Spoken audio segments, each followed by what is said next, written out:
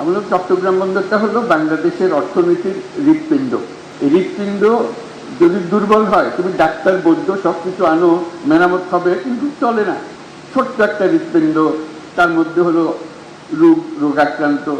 এই হৃৎপিণ্ডকে তুমি যতই ঠেলাঠেলি করো, এটা নিয়ে বেশি রক্ত সঞ্চালন হবে না। এই যদি আমরা একমত হই যে বাংলাদেশের অর্থনৈতিক হৃৎপিণ্ড হলো চট্টগ্রাম বন্দর, তাহলে ওটার যে সাইজের বন্দর আছে, যে সাইজের হৃৎপিণ্ড আছে, ওই সাইজের চলবে না। এই হৃৎপিণ্ড বিশ্ব সাইজের হৃৎপিণ্ড করতে হবে, তাহলে এটা পাম্প হবে, সেটা সারা বাংলাদেশ জুড়ে সেটা সচল হবে। কাজে আমরা বললাম যে পৃথিবীর সারা বন্দর ব্যবস্থাপক যারা আছে তাদেরকে ডাকো। দেখলাম যে আগেই ডাকা হয়ে গেছে, কিন্তু কাজটা হচ্ছে না। আমি বারে বারে সবার কাছে আবেদন করছি, এটা তাড়াতাড়ি করে হবে। যত দিন যাবে আমরা এই হৃৎপিণ্ডকে আর ওইভাবে স্থাপন করতে পারবো না। আমাদের যে সুযোগ আছে, এই সুযোগে আমরা হৃৎপিণ্ডকে ওই সাইজের, যে সাইজে আমরা কল্পনা করি বাংলাদেশের অর্থনীতি দাঁড়াবে, বাংলাদেশের ভবিষ্যৎ পরিবর্তন হয়ে যাবে, এটা পরিবর্তন না করে বাংলাদেশের কোনো অর্থনৈতিক পরিবর্তন সম্ভব না। এবং তার সঙ্গে আবার যোগ করলাম, এটা শুধু হৃৎপিণ্ড বাংলাদেশের জন্য না, আশেপাশের দেশগুলোর সঙ্গে সংযুক্ত। যে কারণে নেপালের কথা বললাম, ভুটানের কথা বললাম, সেভেন সিস্টার্সের কথা বললাম, সবার জন্য হৃৎপিণ্ড একটাই। নেপালের জন্য হৃৎপিণ্ডই নেই, কাজে আমাদের হৃৎপিণ্ড দিয়ে তাকে জ্বালতে হবে। আমরা তাকে সেই সংযুক্ত করতে চাই, এটা আমাদেরও লাভ, তাদেরও লাভ, আমাদেরও লাভ। এটা এমন নয় যে তাদের মেহেরবানি করি, মেহেরবানির বিষয় না। এই হৃৎপিণ্ড যদি সংযুক্ত হয়, সেও লাভবান হবে, আমরাও লাভবান হবে। যারা এটাতে বাদ দেবে তারা ক্ষতিগ্রস্ত হবে, রক্ত সঞ্চালন হবে না সেখানে, অর্থনৈতিক সঞ্চালন হবে না সেখানে। এটা আমাদের কারো কাম্য না, তাদেরও কাম্য না, আমাদেরও কাম্য না। আমরা চাই যে সবাই মিলে আমরা এই বন্দর থেকে এই সঞ্চালনটা পাই, শক্তিটা পাই, অর্থনৈতিক শক্তি জেগে ওঠে। আমরা যে আজকে চট্টগ্রাম বন্দরের কথা বলছি, এখানে স্ক্রিনে আমরা দেখছি বন্দরের পরিস্থিতি। আমাদের মতো দেশে আমরা তো একটা বন্দর নিয়ে কথা বলছি, কয়েকটা টার্মিনাল নিয়ে কথা বলছি, তার এরকম 20টা 30টা বন্দর টার্মিনাল ঘুরে আছে, একদম বিশ্বমাপের, বিশ্ব সাইজে বন্দর এগুলো। সেখান থেকে তাকালে আমাদের কি খুব ক্ষীণ মনে হয়।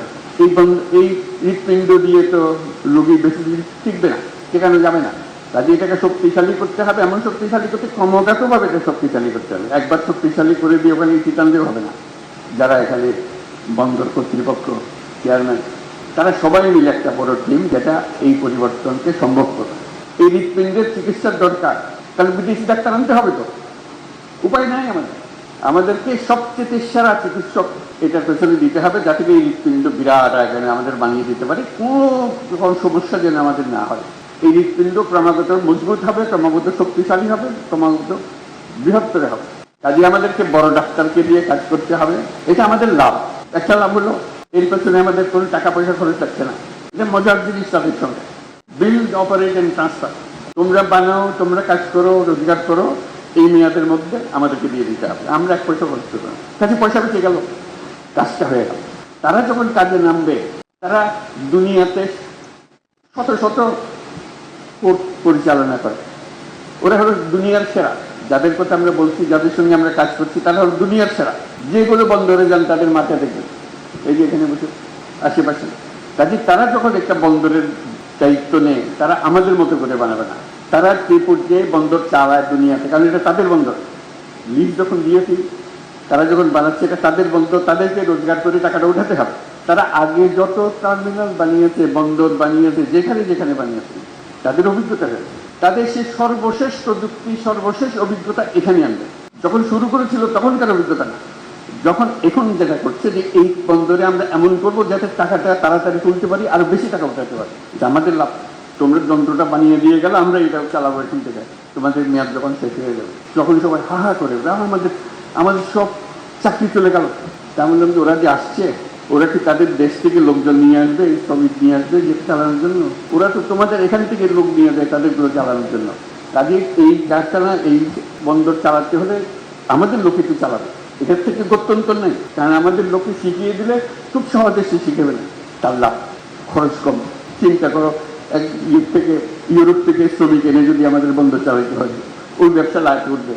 এখানকার মানুষ দিয়ে তাকে চালাতে হবে যদি বন্দর চালাতে হয়। বলছে তারা তো যন্ত্রপাতি এনে ফেলবে, কম লাগবে, ঠিক কথা, কিন্তু বন্দরও তো বড় হবে, ক্যাপাসিটিও বড় হবে। কাজে যেখানে আগে একজন লাগতো, এখন বন্দর বড় হওয়ার ক্ষেত্রে 5 জন লাগবে।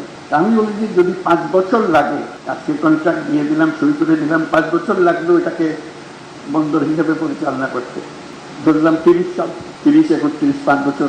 5 বছর পরে তারা কাজ শুরু করলো সত্যিকার, এর মধ্যে কাজ শুরু হবে, কিন্তু সত্যিকার ফুল স্পিডে কাজ শুরু করলো। ইতিমধ্যে যারা তাদের সঙ্গে কাজ করলো, আমাদের লোকজন যারা কাজ করলো, তারা কিন্তু অভিজ্ঞ হতে আরম্ভ করেছে, ক্রমে ক্রমে তাদের উপরে ভরসা করবে।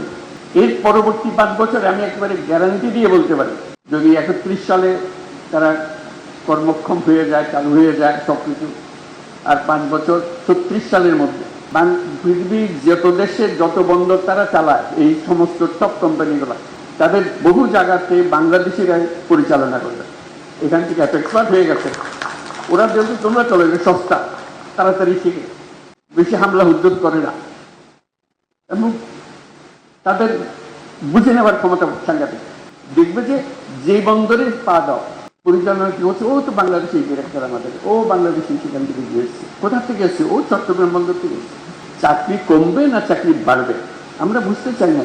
মানুষ তার নিজের প্রয়োজনে এটা করবে, আমাকে দরখাস্ত নিয়ে ঘুরতে হবে না। কাজে বিরাট একটা সুযোগ আমাদের।